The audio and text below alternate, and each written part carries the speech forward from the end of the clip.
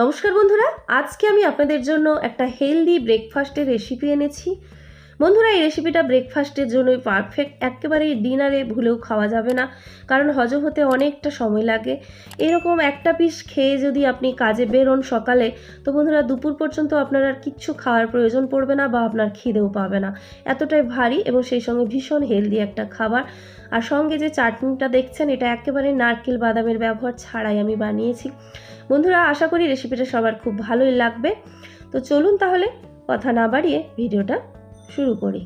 প্রথমে আমি আপনাদের চাটনিটা বানিয়ে দেখাবো। তার জন্য গ্যাসে একটা কড়াই বসিয়েছি।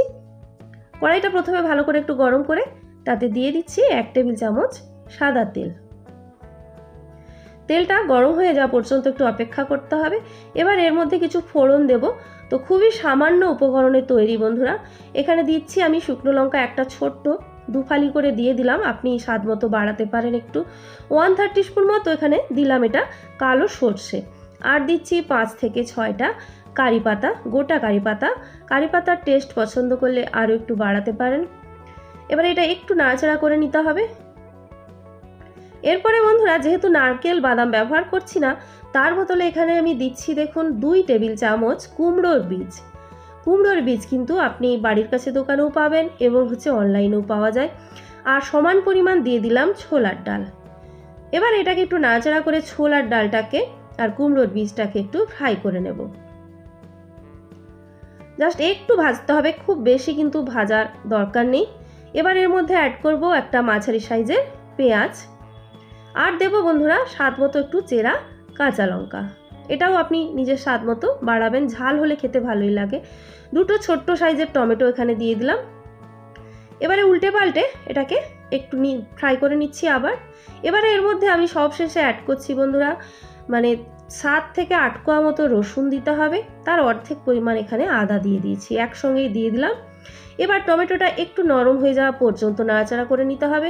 টমেটোটা সেরকম হলে একটু খুন্তি দিয়ে একটু যদি কেটে নেন, তাহলে কিন্তু এটা তাড়াতাড়ি হয়ে যাবে। আর মাঝে অবশ্যই দিয়ে দিতে হবে স্বাদ মতো নুন। টমেটোটা খুন্তি দিয়ে একটু এইভাবে একটু প্রেস করে দেবেন, দেখবেন খুব তাড়াতাড়ি কিন্তু টমেটোটা সফট হয়ে যাবে। ঠিক এইরকম যখন দেখতে হবে, তখন বন্ধুরা নামিয়ে এটাকে ঠান্ডা করে 200 থেকে 250 ml জল মিশিয়ে মিক্সার গ্রাইন্ডারে ভালো করে এটাকে পেস্ট বানিয়ে নিতে হবে। তো পেস্ট বানিয়ে নেওয়ার পরে বন্ধুরা, এটাকে কিন্তু এই যে গরম করে আমি আপনাদের দেখাচ্ছি কড়াইতে, এটা কিন্তু আপনারা যখন খাবেন রেসিপিটা সঙ্গে সঙ্গে গরম করেই খাবেন। তো আমি আগে আপনাদের গরম করে একটু দেখিয়ে দিচ্ছি। তো এইভাবে জাস্ট কড়াইতে একটু গরম করে নেবেন, তাহলেই চাটনি রেডি। মিক্সার গ্রাইন্ডার থেকে ঢেলে দিয়েছি জার থেকে। এবারে সেই জারটা ধুয়ে অল্প একটু জল দিচ্ছি। টোটাল এখানে 200 থেকে 250 ml জলই কিন্তু লাগবে, বেটে নেওয়া সহ যেটা বলছি। এবার একটু নাড়াচাড়া করে জাস্ট গরম হয়ে গেলে এটা রেডি। আলাদা করে একেবারেই বন্ধুরা এতে ফোড়নের কোনো প্রয়োজন নেই। খুব সুন্দর কিন্তু টেস্ট হয় বন্ধুরা এই চাটনিটা। তো চাটনিটা যেটা বললাম, এই যে গরম করলাম আমি, এই গরমটা ঠিক খাওয়ার আগে করবেন। আমি আপনাদের আগের থেকে দেখিয়ে দিলাম। মিক্সার গ্রাইন্ডারে গ্রাইন্ড করে এটাকে রেখে দেবেন, খাওয়ার সময় গরম করে গরম গরম সার্ভ করবেন। এবার বন্ধুরা ওই কড়াইতে তৈরি করব একটা পুর। তো তার জন্য কড়াইতে আবার দিয়ে দিলাম প্রায় 1 টেবিল চামচের কাছাকাছি সাদা তেল। তেলটা বন্ধুরা এখানে ভালো করে গরম করে নিতে হবে। তারপরে দিয়ে দিচ্ছি একটা বড় সাইজের পেঁয়াজ আর স্বাদ মতো কিছু কাঁচা লঙ্কা কুচি। আর এখানে বন্ধুরা অ্যাড করছি 2টো মাঝারি সাইজের আলু। এই আলুটা অপশনাল, আপনি পুরটাকে বাড়ানোর জন্য এখানে আমি আলুটা দিয়েছি। খেতেও ভালো লাগে আলুটা দিলে, আলুটা না দিয়েও আপনি কিন্তু করতে পারেন, নিজের ইচ্ছে মতো পুরটা বানাতে পারেন। তবে আলু যদি দেন, আলুটাকে কেটে পরিষ্কার করে ধুয়ে আবার জলে মিনিট 10 ভিজিয়ে রাখবেন।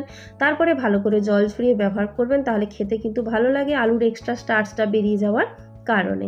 এবারে এটাকে একটু নাড়াচাড়া করে ফ্রাই করতে হবে, এই আলু পেঁয়াজ আর কাঁচা লঙ্কা যেটা দেওয়া রয়েছে বন্ধুরা। এখানেও বন্ধুরা এবার স্বাদ মতো কিন্তু নুন বা একটু কিছু গুঁড়ো মশলা অ্যাড করতে হবে।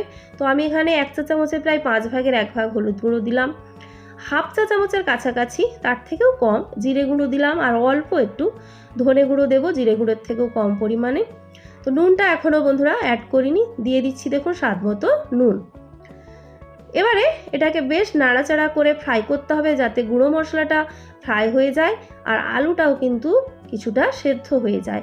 এখানে যেটা বলার বন্ধুরা, এই আলুটাকে ঢাকা দিয়ে সেদ্ধ করার দরকার নেই, যেহেতু খুব মিহি করে কাটা দেখতে পাচ্ছেন। দেখুন এরকম সফট হয়ে যাওয়া পর্যন্ত ফ্রাই করে নেবেন। এবার এর মধ্যে 150 থেকে 200 গ্রাম আমি পনির দিয়ে দিলাম। তো এখানে যেটা বললাম পুরটা অপশনাল, আপনি নিজের ইচ্ছে মতো বানাবেন। আমি বাড়িতে যা ছিল তাই দিয়েই বানাচ্ছি। পনির দিলে এইভাবে একটু ম্যাশ করে দেবেন, তাহলে কি হবে বলুন তো বন্ধুরা, পনির থেকে জলটা বেরিয়ে আসবে এবং খুব তাড়াতাড়ি কি হবে রান্নাটা হয়ে যাবে, জলটা যদি আপনি বের করে দেন। আর হচ্ছে জলটা বেরিয়ে যাওয়ার পরে এবার খুন্তি দিয়ে নাড়াচাড়া করে এটাকে ড্রাই করে নেবেন। ফ্লেমটাকে পারলে একটু বাড়িয়েই দেবেন, কোনো অসুবিধে নেই। আলু কিন্তু অলরেডি প্রায় সেদ্ধ হয়েই গেছে, যেহেতু খুব সরু সরু করে এটা কেটেছি বন্ধুরা। তো পুরটা এবার রেডি হয়ে গেছে দেখতে পাচ্ছেন। একটু সেদ্ধ হয়েছে কিনা খেয়ে দেখে নেবেন, তারপরে এটা নামিয়ে রেখে দিচ্ছি। এবার আমি চলে যাচ্ছি বন্ধুরা যে উপকরণ দিয়ে এখানে ধোসাটা তৈরি করব, সেটা মেন উপকরণ হচ্ছে গোটা মুগ, দেখতে পাচ্ছেন সবুজ মুগ। সেই মুগটাকে একটা বড় পাত্রে আমি নিয়ে নিচ্ছি। এই মুগটাকে বন্ধুরা, মানে মুগ যে ডালটা, এটাকে ধুয়ে নিতে হবে একদম পরিষ্কার করে। এটাকে মুগ কলাই বলা হয়, ডাল ঠিক নয়। তো এটাকে হচ্ছে পরিষ্কার করে ধুয়ে নিতে হবে। আর এর মধ্যে অনেক কিন্তু বন্ধুরা মানে হালকা হালকা খোসাগুলো থাকে, সেগুলো দেখুন ভেসে উঠেছে। 2-3 বার পরিষ্কার করে কিন্তু এটাকে ধুয়ে নিতে হবে। তো ধোয়া হয়ে গেছে আমার, এটা দেখতে পাচ্ছেন। এবারে বেশ কিছুটা জল দিয়ে, এটা কিন্তু ফুলে অনেকটা ডবলের থেকেও বেশি হবে, সেইভাবে বুঝে শুনে জল দিয়ে বন্ধুরা এটাকে রাত্রে যখন ঘুমাতে যাবেন, যেহেতু সকালের ব্রেকফাস্ট, সেই সময় ভিজিয়ে দিতে হবে এবং সারা রাত এটাকে ভিজিয়ে রাখুন। মোটামুটি 7 থেকে 8 ঘন্টা ভিজিয়ে রাখতে পারলে ভালো। ঢাকা দিয়ে রাখবেন, এমনভাবে ঢাকা দিয়ে আমি রেখেছিলাম বন্ধুরা যাতে হাওয়া লাগে, কারণ এর মধ্যে থাকা জলটা আমি ব্যবহার করব। দেখুন মুখটা ফুলে কতটা ফুলে বেড়ে গেছে দেখতে পাচ্ছেন। এবং এর মধ্যে বন্ধুরা অনেকটা কিন্তু জল এখনও নিচের দিকে আছে। এই জলটাকে কিন্তু আমি ফেলবো না, এই জল সহই কিন্তু রেসিপিটা তৈরি করব। তো এটা একটা মিক্সার গ্রাইন্ডার জারের মধ্যে নিয়ে নিচ্ছি, এটাকে বেটে নিতে হবে। অল্প অল্প কিন্তু অঙ্কুরও হয়ে গেছে বন্ধুরা, মুগ ডালে খুব তাড়াতাড়ি অঙ্কুর হয়। আর এর মধ্যে রয়েছে যতটা মুগ ডাল নিয়েছিলাম যে কাপের, সেই কাপের বন্ধুরা এখানে হচ্ছে 4 ভাগের 1 ভাগ ডালিয়া।